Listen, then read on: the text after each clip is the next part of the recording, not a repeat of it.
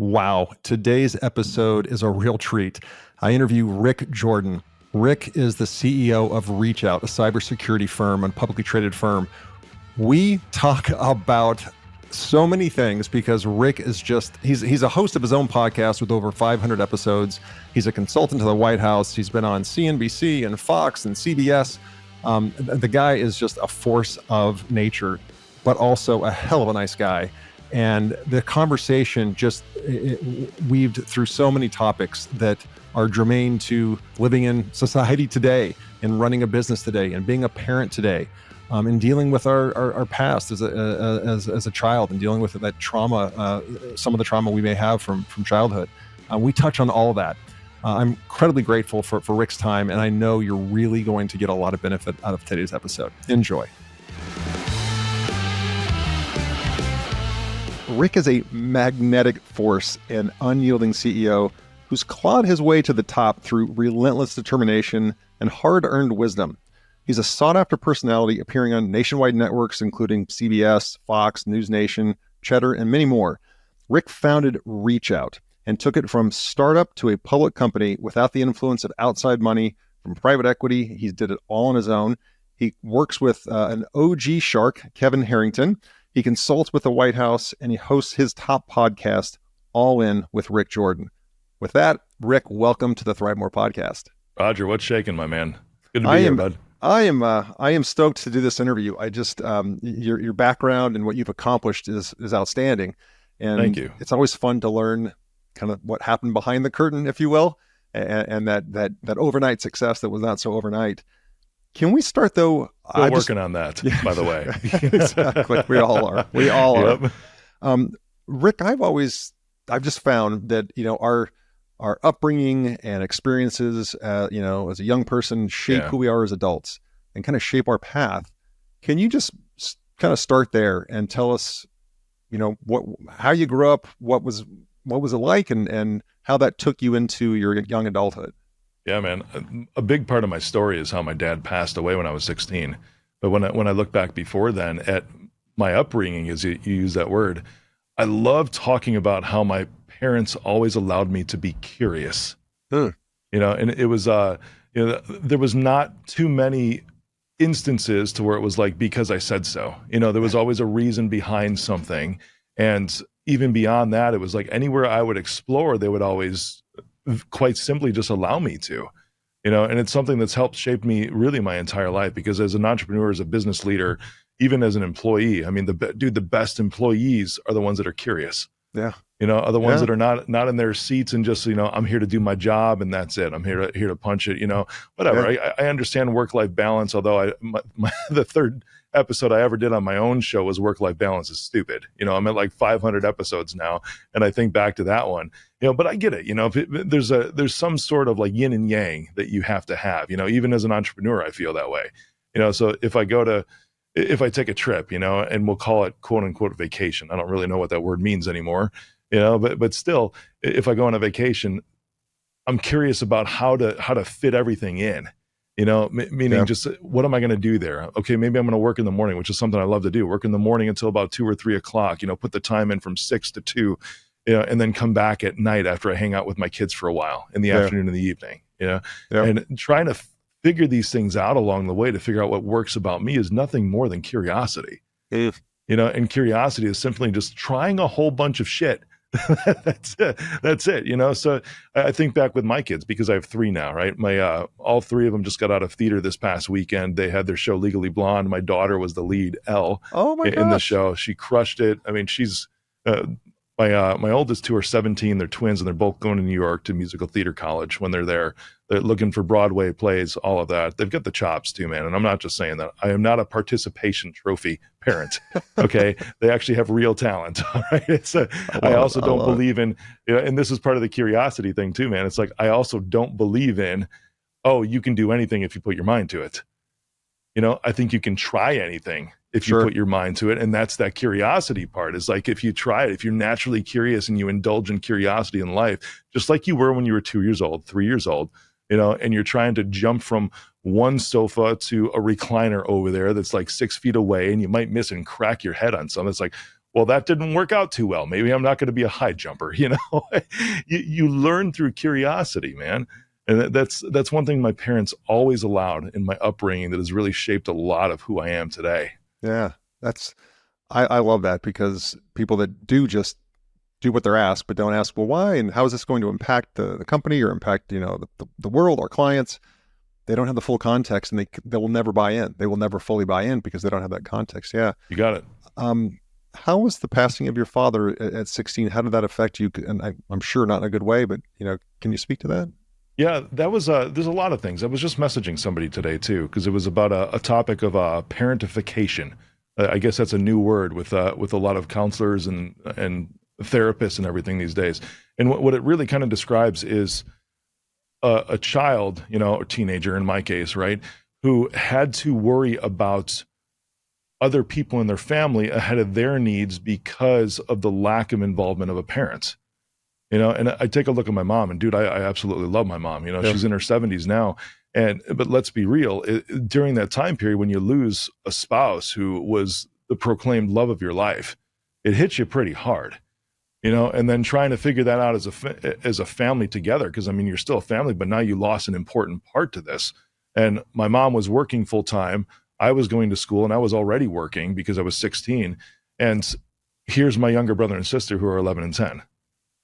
Yeah, I was parentified, just because of the situation, but also because of the understandable emotional unavailability of my mom, to really show up in those moments. And I get it, she did amazing, right? But then it got to the point to where, and this is whether it's a divorce or whether it's losing a parent, this is something I was just thinking about this morning. It's so cool that you brought this up, or some kind of like earth-shaking thing that happens in a family unit. To where a child is parentified, to where you can start to lose that identity of yourself because everybody else is before you. Yeah. And yeah. I'm thankful that I did not. I'm thankful that because of the curiosity we were talking about in my younger years, and quite frankly, my parents allowing me to have that expression of myself and develop that healthy view of myself, that it got to be when I was 18 and it was like, hey mom, I think this is time we try to get out of this now at this point, and it's been 2 years, but that's having a healthy view of yourself too, and understanding that, at 18, it's like, I've got emotional needs too, and I need to worry about me. I understand I'm still here, right? I'm still living in the house and everything else. Of course, I'm going to help with them, but let's get you back involved. How do we? That's huge emotional intelligence for an 18-year-old. Wow. You accelerate, dude, a little bit when your dad passes. Yeah. I'll say that. Yeah. But I remember that because I remember having these conversations, man. It's like, Mom, when I'm 18, this is what I want to do. Mom, when I'm 18, this is what I want to see happen. And it wasn't, all the way down to like, because I wasn't growing facial hair, like all the way down to like, when I'm 18, I'm going to grow a beard. That was one of the things that I said, but it was like going through all these things about, hey, this is what because I know I need to move forward in life too. And it's another thing that I see too, because this moving forward thing, it's another concept I thought about. I'm like laying on some deep stuff on you today. It's really a lot cool. of this is great. Yeah. This is great, Rick. I was thinking yesterday too about people that are like stuck in life, because you could look back at the passing of my dad and think, oh, I was stuck for 2 years. It's like, no, I was doing what I know I needed to do, and quite honestly, what I chose to do for those few years, because it's like, absolutely. I looked at myself, it's like, I'm the man of the house now. Yeah. I'm 16. I can drive. I can work. Yeah. I absolutely can help take care of my brother and sister, my younger brother and sister. And I was glad to do it, man. Absolutely glad to do it. But then of course it got to the point where I was like, all right, we need to start transitioning this out away from me at this point.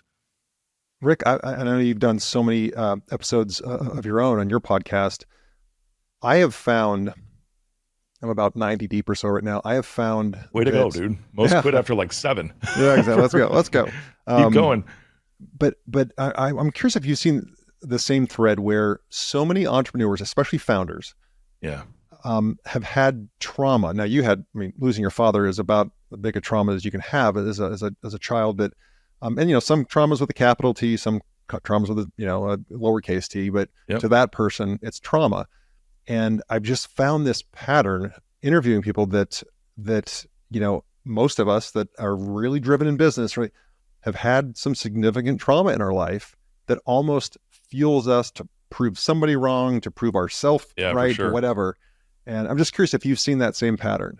I have, and it has to do with my dad. And I'll get real vulnerable with you Yeah. here because I had some trauma therapy about 3 years ago, and it was 3 years ago, 4 years ago, 4 years ago, I think, and it was stuff I didn't even know, But I was again, it was a curiosity that I was like, you know what? I came across this duo here for a reason, and this is what they do. It's like I'm going to explore this. Because a lot of times what I've discovered too, and which by the way, trauma is becoming very much this buzzword. I mean, I think it was like 2023 or was it 2022 that gaslighting was the word of the year Yeah. from Webster's dictionary. Like they voted it word of the year. Yeah. But I mean that ties back to like trauma. That literally ties back to trauma. And the narcissist is another big word that's out there too, because it's like, oh, trauma created the narcissist, or trauma created that response of gaslighting and all of these things. So it's very much in, Yeah. it's trending, which, by the way, now that I've said it about 100 times, this video is going to perform so well on YouTube. I'm pumped for you. I'm glad to help, Roger. I'm glad to help. You rock, man. You rock. So it's when you look at this, it's like what I had to deal with, because I took a look at my dad, and this is the stuff that I didn't know, man, that was seated deep within my subconscious that I didn't realize was I kept myself stuck in this middle, because a lot of the traumas you see, it's like it keeps you from something or it throws you into something else.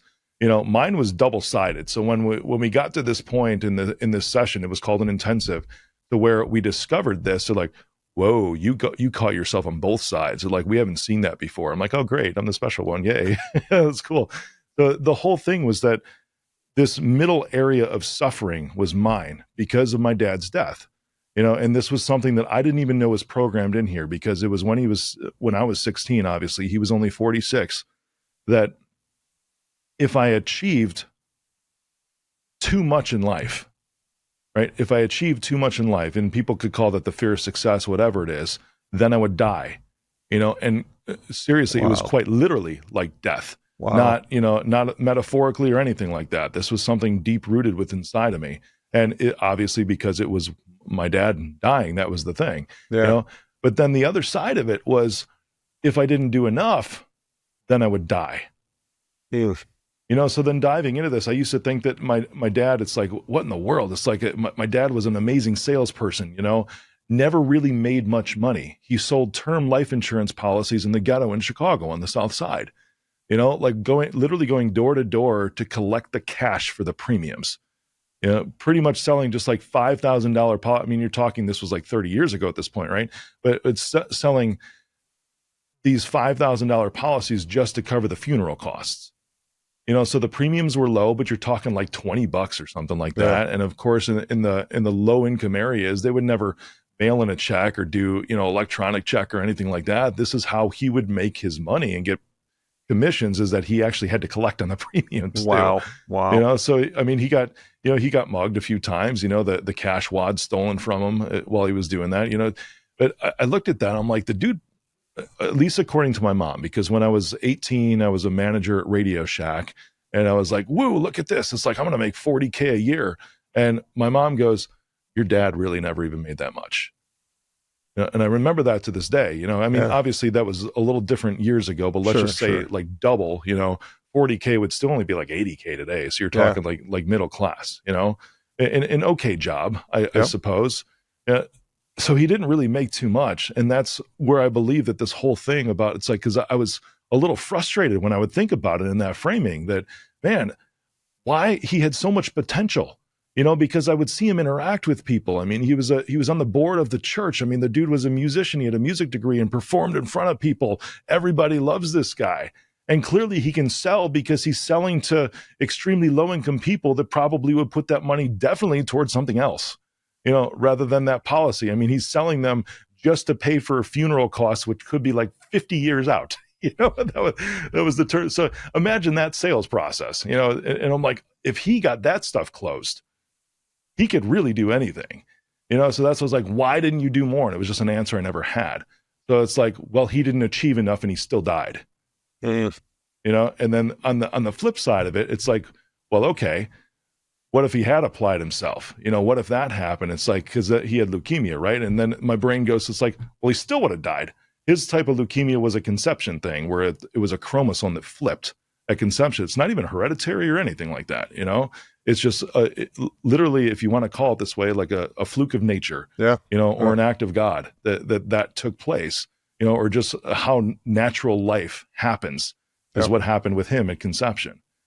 And so this middle place was where I was, I'm saying stuck, but now in my recent revelations, or illuminations, like stuck. No, it's like my decision to stay there was because of these two self-limiting and very, very false beliefs. And then that would start to map onto even my kids. It was a big moment literally this year, when my son turned 17, because I was also one. It was my dad, his father before him, and his grandfather that all were separated from their dads by the time they got to be 16. Oh, geez. From death or divorce or whatever. My dad never saw his dad after 16 because his mom forbade it because they got divorced. So I'm sitting here, I'm like, well, that's like a thing right in this family. Like whether you believe in generational curses or whatever it is, which I hate that word, but I mean, that's just what people are calling it, or these cyclical family things, the sins of the father kind of stuff. It's like, what happened down the line, somewhere. But then when my son, after getting rid of this trauma 4 years ago, cause it was almost instant, when I went through this intensive, and it's like, wow, it's like, what if the question that was asked in the middle of this thing was like, it sounds like he won. What if your dad won? I was like, what do you mean? Like, well, you're telling me, everything you're describing was like he had a choice to build an extremely stable family foundation for you. There's things that my dad would always say is like, I got the best part-time job in the world. Yes. He's like, I'm always here when you guys go to school. I'm always back before you get home. Wow. And then he would do the work at home. And you talk about like the first type of hybrid work, right? That's really what he was doing. But perspective, right? It's the perspective. Yeah, it sure is. The framing is everything, man. Yeah. And then it was just this breakthrough for me in that moment, because it's like, and then the further question was, what if that was actually his purpose, was to set you up? And that's what he had joy doing. Wow.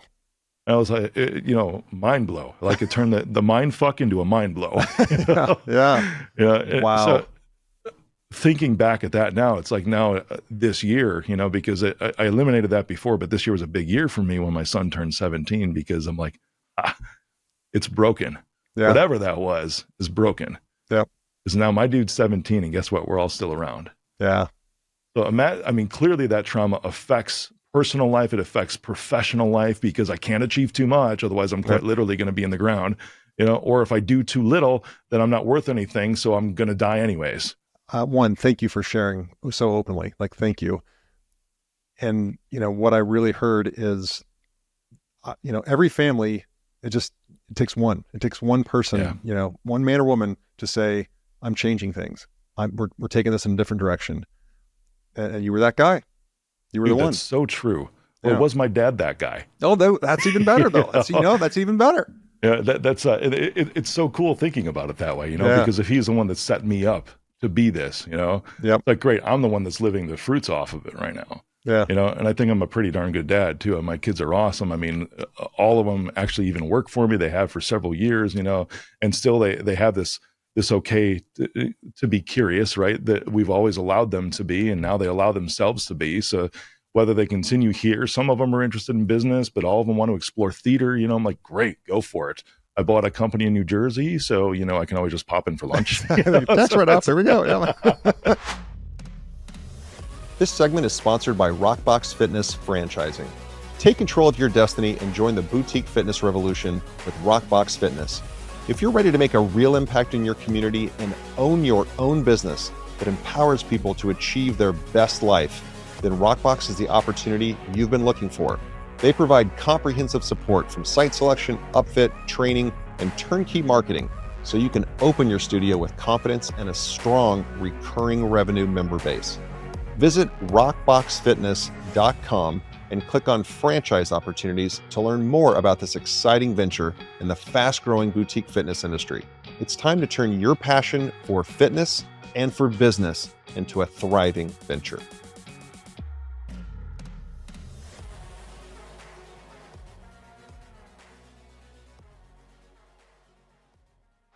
we have some similarities. So I have a 23-year-old and a almost 21-year-old, and who's landing in Charlotte from LA right about now.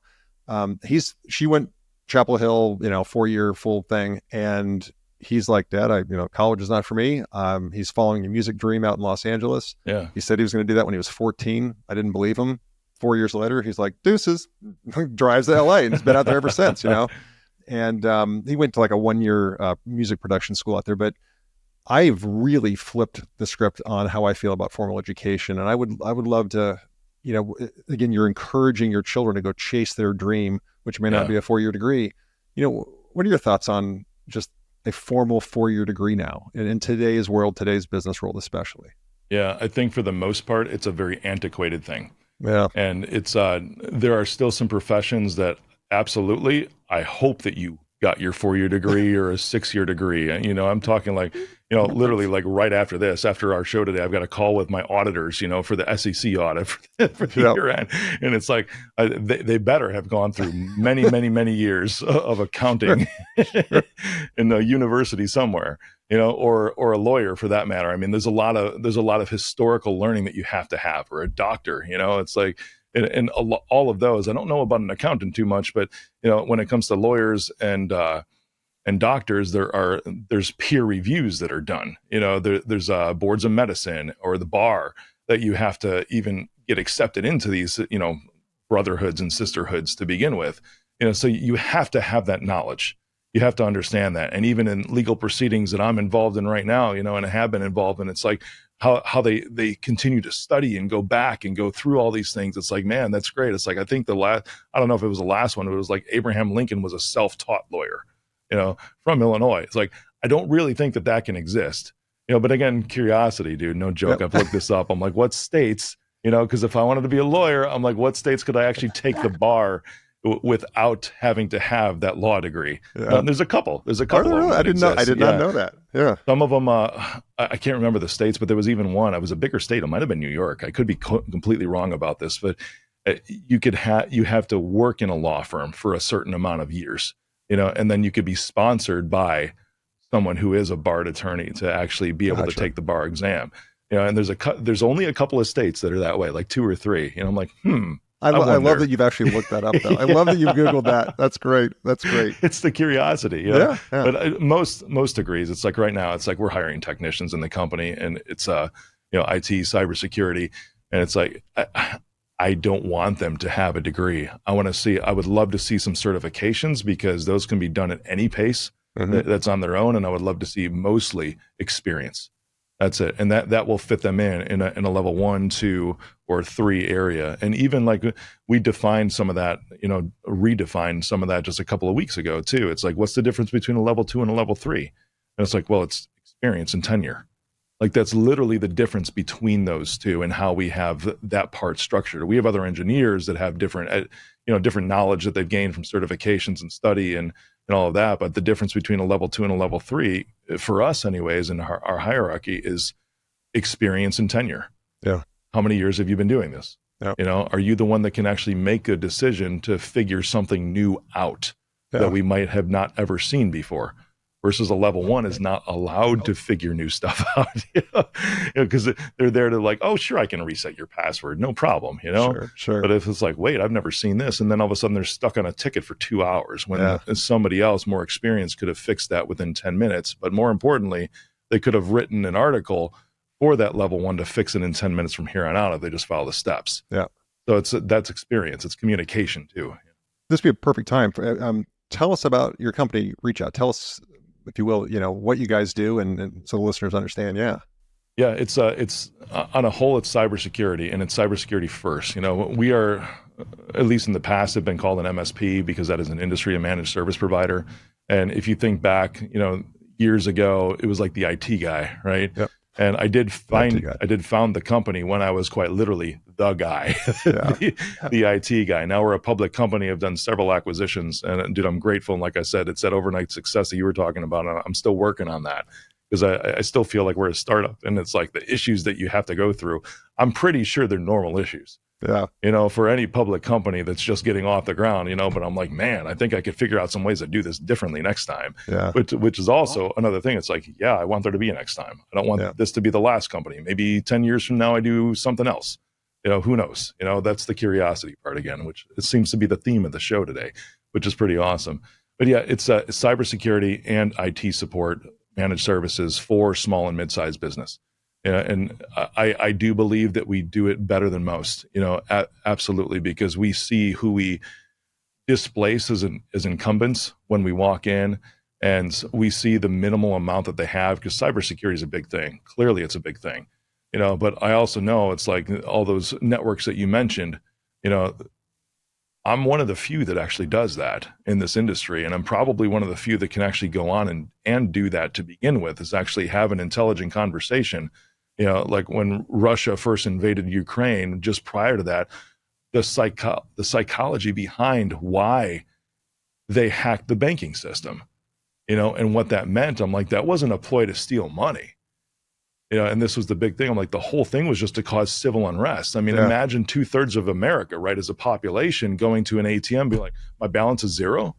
Think about the mass hysteria that would cause. Oh, it's murder in the streets. Yeah. Yeah, you got it. So, I mean, having that kind of conversation rather than just being like, well, they came in the back door and poured 80/20, and then they decided to create a foothold over here with this Python script. And it's like, that's not what people want to hear. Yeah. And that's why ReachOut has done so well, quite literally, is because the people that I brought on my team can communicate that way.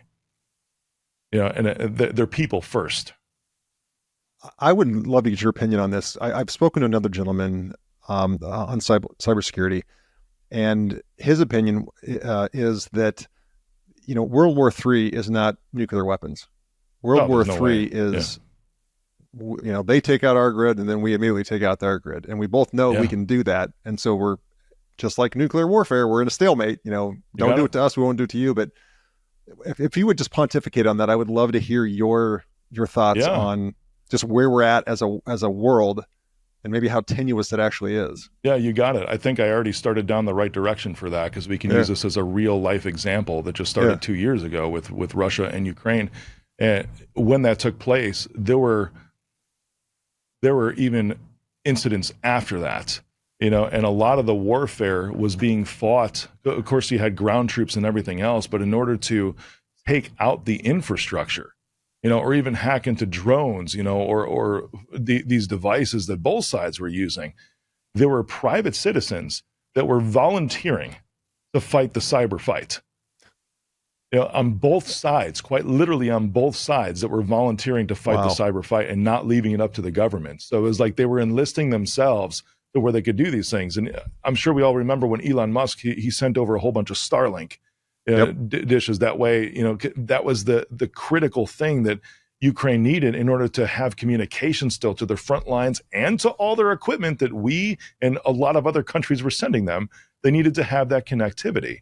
And then what Russians did is this underground, this cyber underground of just regular citizens, right, that had regular jobs, but in cyber, started to try to figure out ways to hack into those signals and block them, and shut down the Starlink satellites, shut down the dishes and the communications with the satellites. So then it was coming back from the other side, from Ukraine, to be like, no, wait a second. We have to keep these people out. Now I have no idea what they just did, a week ago when they launched that massive invasion, but that's one thing I want to look into, is like, what did they do ahead of time before they did that to disrupt things? So all of the communications that they had, I mean, that, to your point, that is where World War III, I'm sure, will start. And we've seen that as a small scale model. I know the whole world knows about, obviously, Russia and Ukraine, but it's legitimately like a small scale model of what things can be on a much larger scale. We've already seen the cyber threats, we've seen lives lost, and we've had the threat of nuclear war. Yeah. Already, just this, if you want to call it, a tiny conflict. Yeah. And it all started with the cyber attacks. All of it did.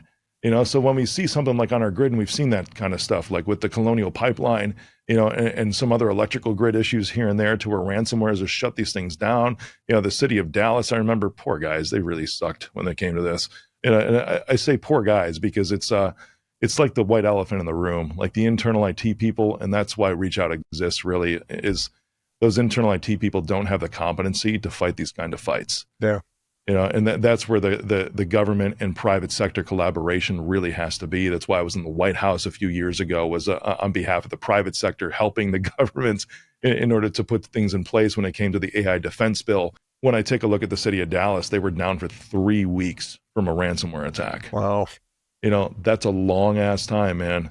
I mean, specifically for like emergency responders, police, fire, not able to communicate with each other. I mean, busting out like old school walkie-talkies because the big grid is down that they couldn't talk. The laptops and the computers don't work.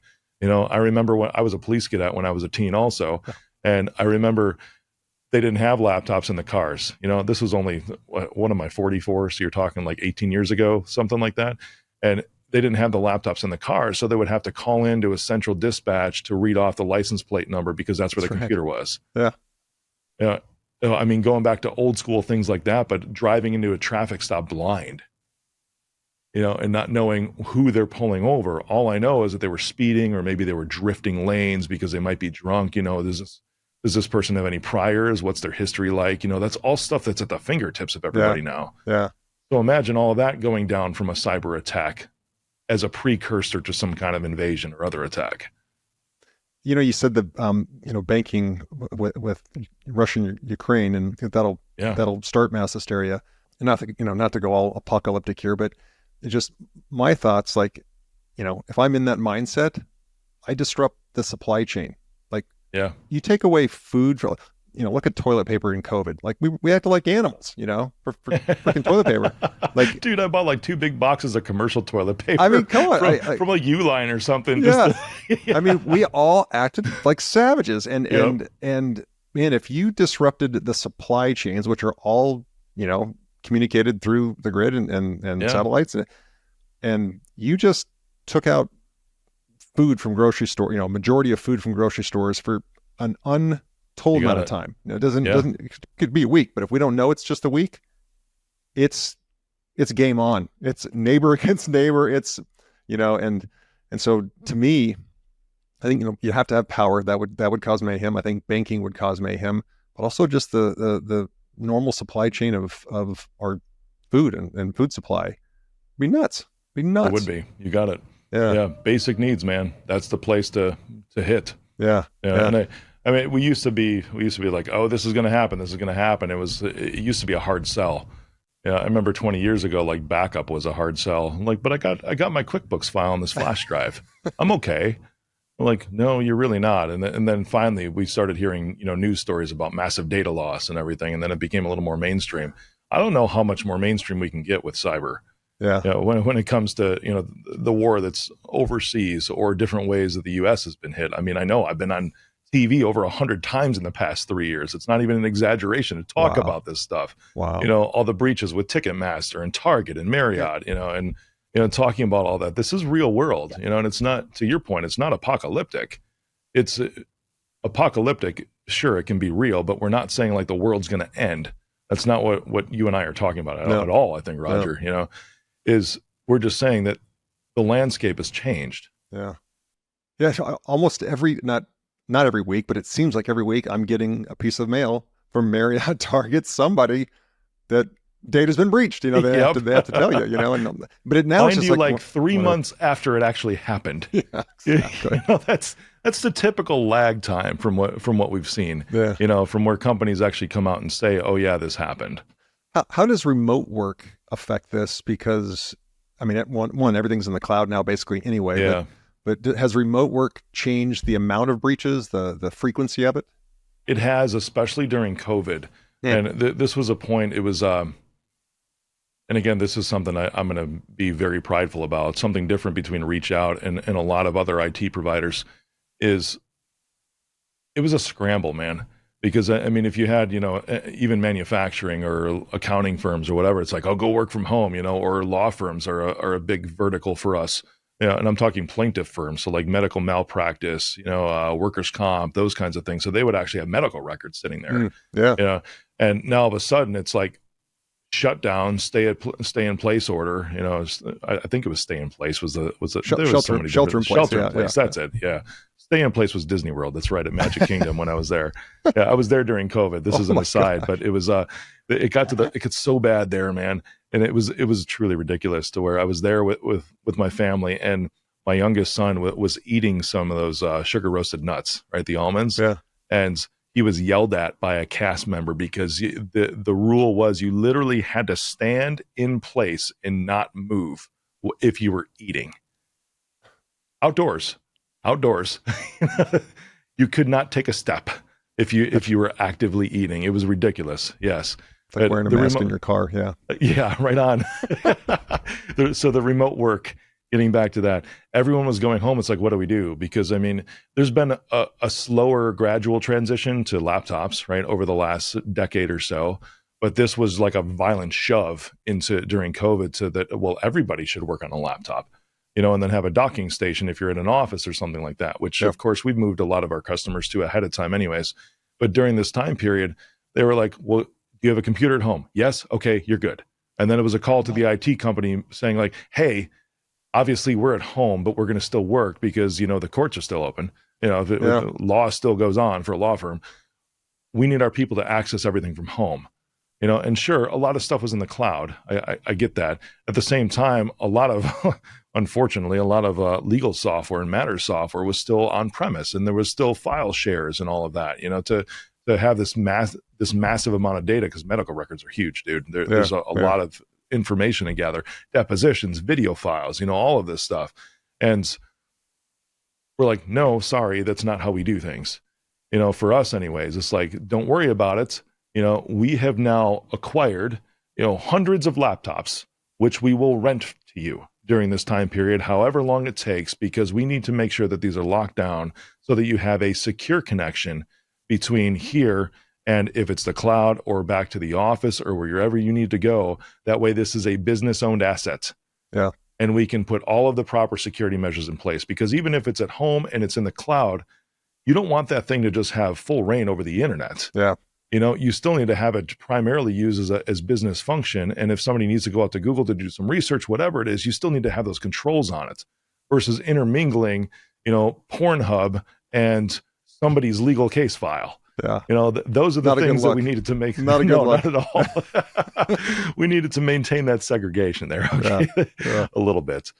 That was our approach. It was like, we're going to rent these to you. We understand, and we had done things like hardware as a service for years. So I already had a program in place for this, where we rented equipment rather than having people buy it, very similar to how cell phones have worked now for years, like on an installment. It makes sense. I try to follow consumer purchasing trends, and design our programs around that. I know a lot of people are like, oh, that's smart, Rick. I'm like, I think it's more like common sense. Let's sell things how people are used to buying them. That's your curiosity, though, right? That's your curiosity coming out to solve a business problem. Yeah. Yep. Right on. So during that time, most just said, oh, sure, I got a computer at home. I'm like, great, go for it. And then most IT companies be like, okay, well, looks like you're set up. We can just get you connected to everything, but then that's it. Oh, it's your home computer. We probably shouldn't put monitoring software on there. Think about that. That makes sense, doesn't it, Roger? It's like, we shouldn't put the monitoring software on there because it's like, oh, are you watching my webcam? What's going on here? Yeah, I'm working from home, or are you getting my personal Gmail password when I type it in? So I can understand some of the restraint to be like, no, we don't want to get into that, but then it also opened up all of these things, because now customers that were secure, that said, okay, you can just use your home computer without us doing anything. Don't worry, our IT guy will set you up so you can connect. Yeah, I like it. I like that you laugh at that, because it's my callback. It's intentional, right? Because that's what a lot of these companies are. Yeah. And then they're like, cool, I can work. And then it's like 2 weeks later, it's like breach. Week after that, they get hit again. Yeah, and I'm grateful for the pandemic for this, is because they're like, oh, everything in the world changed when it came to cybersecurity and IT. I'm like, not really. I think I like to use the word accelerated, because this is where everything was headed to begin with. And now it just came up, just all of a sudden one day, this is how the world works. And those who are already preparing for it, like us, a small portion of the industry, versus those who weren't, that were scrambling. And they also were the ones who were like, oh yeah, I'm raking in the dough, so much work, I'm dying here. I see all the Reddit threads and all of this, right? It's like, I can't take on any more business, just the ones that 2 weeks prior to the virus kicking in, the actual Wuhan virus, right? to the, not the computer virus, to that kicking into our lives. We're like, oh, I'm just dying. I just need some leads. I have to keep the business afloat. And I understand that position too. I've been there. But then all of a sudden, like, I can't take on any more work. But I'm like, just wait. That's going to die. That stuff's going to go away because, again, it's trends. It's just an immediate need. And then everything will taper off and you're going to be worse off than what you were before. Yeah. Because it's like, typically speaking, and I might be guilty of some of it, not to the extent of some others. It's like when you make more money, you tend to spend more money. Sure. You have to figure out how to keep the money that you're making, so I've got great investments that I use, of course, to set myself up for later in life. That's great. But at the same time, it's like, I like nice things. I'm kind of a minimalist, as I think a lot of people do, but it's been a gradual acceleration into where I'm at, which I think is great because, you look at, any kind of pro ball player, and maybe I'm going on a tangent here now because now we're talking about personal finance, but that's okay. But still having related to the industry and the remote work and everything else, right? Because a lot of businesses thrived, where a lot went out of business. A lot of other business verticals really, really thrived for sure. During that period. Cybersecurity was one that thrives for that period. Yeah. So it accelerated everything. And now it's much more top of mind, to your point, as we were talking before, is that it's a different world from how people view it. It's a different perspective. And now everyone understands, oh, there's a genuine need for this. Yeah. What's still catching up in the industry is, oh, wait, this shit's expensive. That's the one thing that is still, we're still trying to get that, smooth that out a little bit. It's kind of like insurance. Go back to your dad. Your cybersecurity is like buying an insurance policy you hope you never need to redeem. You got it. You got it. And so writing that check is, I'm kind of buying nothing, but I'm buying safety. I get it. I get it. This segment is sponsored by Beamlight Sauna Franchising. Are you looking to take control of your destiny and own your own business? Do you want a great brand in a rapidly growing market? Well, Beamlight Sauna is a nationwide health and wellness franchise with amazing opportunities in select markets. You can bring the power of infrared sauna and red light therapy to your community while you build a thriving business. Beamlight Sauna offers support that includes site selection, build out, even pre-launch programs and turnkey marketing so you can open your studio with a large recurring revenue member base. To learn more about business ownership and franchise opportunities in the fast-growing health and wellness space, go to beamlightsauna.com. That's B-E-E-M lightsauna.com and click on franchise opportunities to learn more. I want to ask you this question because I just last week was talking to a CEO of a publicly traded company, not on a podcast, just a personal phone call. And he's left the company. He's starting another venture. And I said, is your goal to take this one public? He said, I will never be a CEO of a publicly traded company again. He goes, I'll be on the board. I'll be the major investor, major shareholder. But I ain't going to be the guy in the seat. And there's reasons why he said that, but I would love to know, because and then he kind of shared with me, like I was going to ask you what were his reasons, because I can probably give you some of mine. He didn't realize the impact it would have, some of the scrutiny would have on his family. He didn't realize the target that would be on his back, and he just incredibly successful, but just some of the baggage that came along with that, because I'm in complete ignorance. I had no idea what I was getting into, and I'm not going to do it again. I would just love to get your take on, you ran a good sized private company and then took it public, and now there's a whole different set of rules, that you got to play by. And I would love to know your take on it. Yeah, you got it. I can give you my experience on this, because maybe it's different than your friends who you were talking to. I launched a personal brand 6 years ago, and I don't know many public company CEOs that have that. Yeah, and it's so already it's like I was out there, and I had seen some of the things I had gone through. When I first started doing it, man, I remember my first real thing that I did was ironically speaking in the NASDAQ boardroom, It was a event with other entrepreneurs. You pay to be there. You know, I'm very upfront about that. But like most things, you actually pay to speak. Like you go sponsor a trade show, you're paying to be there, and that's how you get the stage time, right? Sure. You know, unless you're like a true celebrity, that you're not just being brought in for that, or that's your career, like a Tony Robbins or something. You know, but he produces his own shows. You know, so he's still paying money for himself to speak. Yep. You know, it's an interesting perspective. When I was there, I had this message, and I was just as vulnerable back then as I am right now, you know, throwing out some stuff from my teens. And dude, some of the people that I had grown up with, and also like their parents, right? Especially like, because I was very much involved in a church at that point in time, where we're just hardcore haters, like trolls. You know, and it's I recognize a lot of that is jealousy. It absolutely is in that stage, you know. So I experienced a lot of that. And then occasionally some of those things would pop up because you start to see the comments, you know, I mean, and you get to the point like when I've got millions of followers and a large reach, you see that stuff, you know, like literally like things like "shut up, bro," you know, and it's like you're an idiot, you know, all because you're expressing your opinion on something, you know. So I've seen a lot of these things come across. And then you go public, and CEOs who I think that have never experienced something like that, to where you've been in the public view on social media and you have all of this of yourself out there, I can see to the point to where it could start to eat away at them. Yeah. Now, I still see some of it. It's like, because I've had to ground myself in some of these things, because sure, the stock has shot up. It has crashed down, you know, because we're still just only 9 months post reverse merger. We're still in the middle of our audits. You know, people have really not seen even the annual filing from last year because the audit has taken that long. Dude, I made the stupid move of acquiring another company just 39 days before I took mine public, you know, which caused a whole bunch of different par value issues. And that's what the call is about today, literally in like 20 minutes or whatever it is.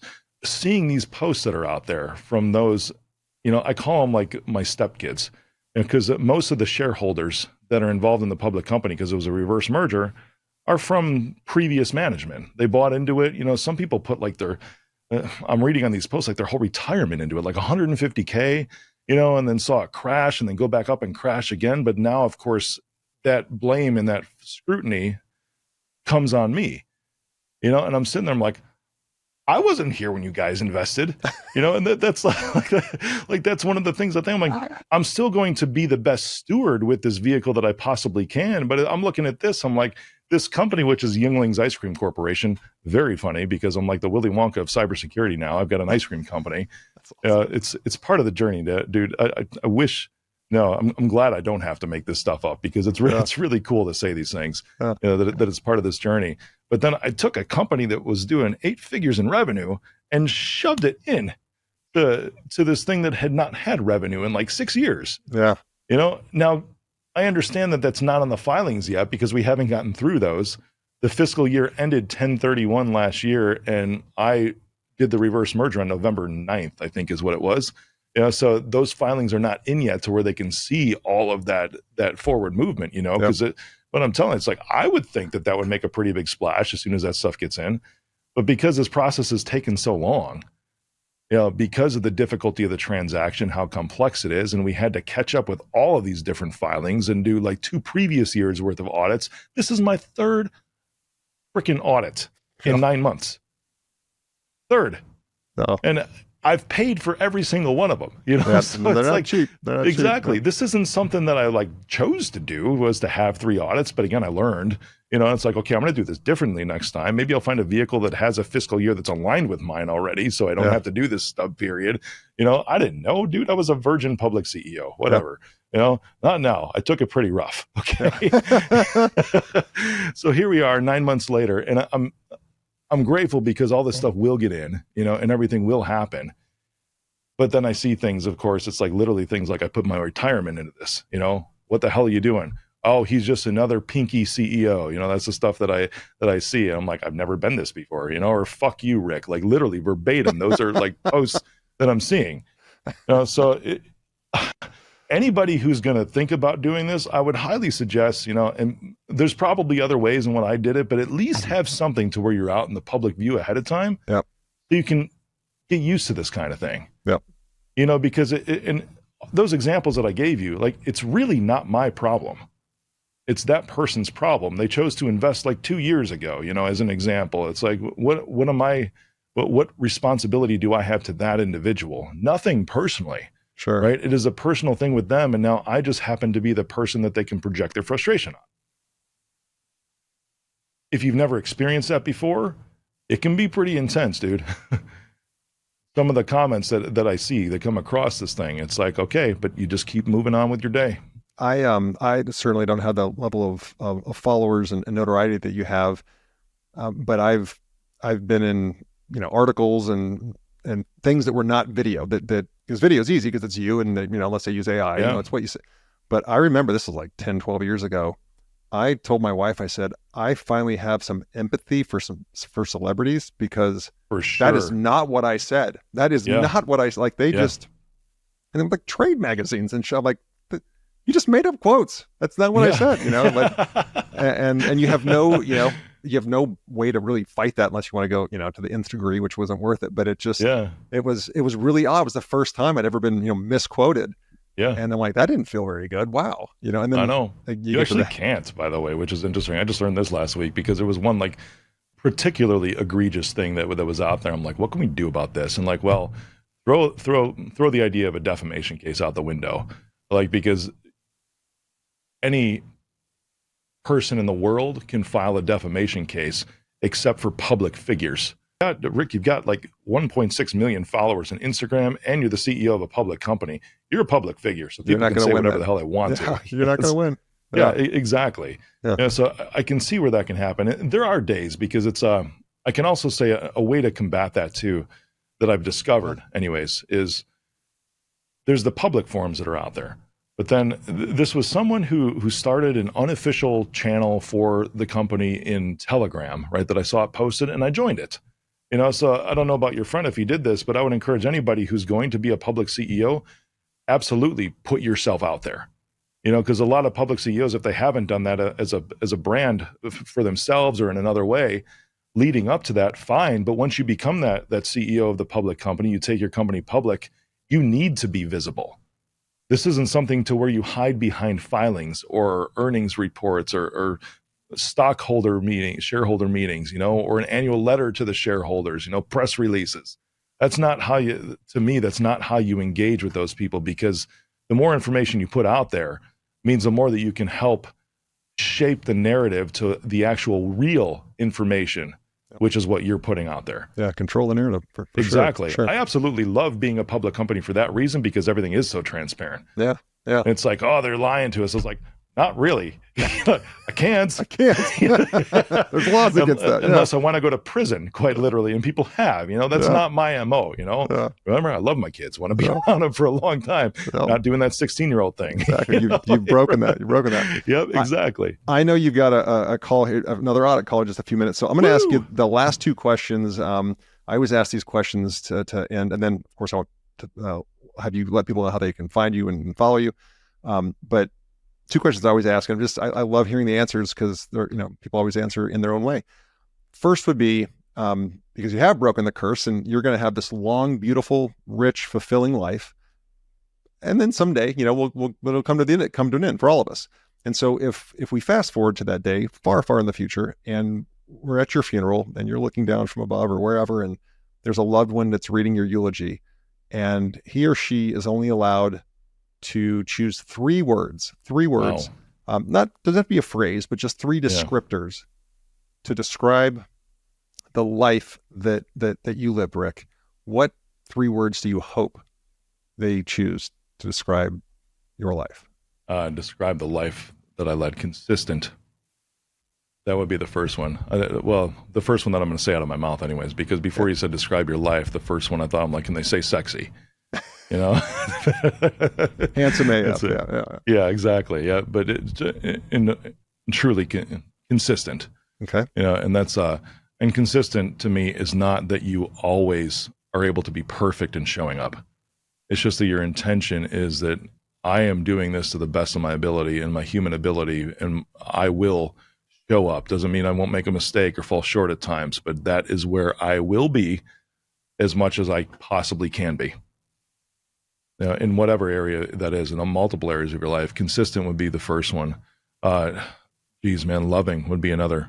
Because it's I don't get hippie-ish or anything like that, or really, ethereal with this stuff. But there's two things when it goes back to, because I'm an ordained pastor, and there's two things. It's like, if you chuck out the entirety of the Bible, there's like two things that I hang on, man, and that's love God and love others.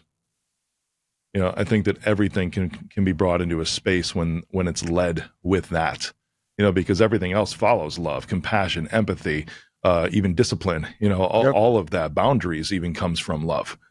Yeah. At least it's supposed to anyways. Boundaries can bring people together when they're done in love. And the third, I don't even know. I can't think of the third, because that's as far as I'm going. Consistent and loving. Yeah, I love it. I love it. And then last question. If I gave you a magic wand, and tonight you can wave that magic wand and make the world different in one way, just one way, but it's the way people are, or the way the world operates, or whatever it is. If you wave that magic wand tonight and we wake up in the morning, how is the world different according to Rick Jordan? Yeah. Open-minded. And initially this would be, the biggest word is unity, but where that would start would be open-minded. So if I took a stab at the cause, right? Because I think most divisions, have to do with being just fixed-minded. Yeah. And Carol Dweck wrote a great book called Mindset, which kind of explains the difference between those two. But if we're actually open to hearing somebody else's perspective, we don't have to agree with it, but as long as we're just open to that can bring us to a common place of being willing to hear the other person. But there's so much of that unwillingness to not even hear, and that completely is divisive, man. So unified would be that magic wand's purpose, in order to be open-minded, that we can actually have some sort of unity, or at least a pathway to try to get to as close to that as we possibly can. I think, to paraphrase you, you're saying curiosity, like being curious about others, right? You can't be angry or mad and curious at the same time. Those can't coexist. They can't. This might get me in trouble, but it's like, if somebody's stupid, I at least want to know why they're stupid. I love that. I love it. All right, most important question. This has just been wonderful. I have thoroughly enjoyed this. Thank you so much. Me too. Where can people find you, follow you, be part of your journey? Yep, at Mr. Rick Jordan. I am most active on Instagram and LinkedIn, and those two places. Yeah, I post articles, reels, everything, all the time. All right, we'll put that in the show notes too, so people just click right on that. Awesome, Thank brother. you. I really appreciate the time, man. Good luck with the audit. Thank you, Roger. Yeah, please. A lot of scotch goes into this audit. That's great. Makes it a little less painful. For sure. Thank you for tuning in to the ThriveMore podcast. Don't forget to take a look at the show notes for any of the resources that we mentioned during the podcast. And if you haven't already, be sure to hit the subscribe button and turn on your notifications so you have access to the latest and the greatest. You can connect with me on any of the socials at Real Roger Martin. And be sure to check out our website, ThriveMoreBrands.com. There you'll find information on the brands we support and information on franchising. Thanks again for tuning in.